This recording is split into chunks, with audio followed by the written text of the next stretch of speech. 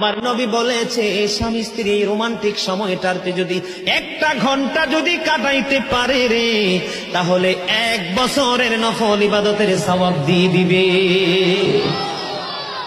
এরে যুবক, বউকে কষ্ট দিও না। স্বামী স্ত্রী যদি কিয়ামতের দিন কমপ্লেইন করে, তুমি যত বড় মোল্লা সাহেব হাজী সাহেব হন, নসিবই জুটবে না। আমি আমার মা আমার বোনদেরকে বলতে চাই, কখনো স্বামীর কলিজায় আঘাত দিও না, কারণ স্বামীর কলিজায় আঘাত দিলে তোমার জীবনে জান্নাত জুটবে না। বন্ধুরে আমার, আমি আমার নবীর জীবন থেকে যদি আপনাদেরকে আরেকটা এক্সাম্পল দেই বন্ধু, এখন আমি আমাদের দেশে স্বামী স্ত্রীর মধ্যে গলদ আছে না নাই? বর্তমান সমাজের যুবক যুবতী, নববধূ নবদম্পতি যারা স্বামী স্ত্রী, তাদের মধ্যে ম্যাক্সিমামই কলহ আছে না নাই?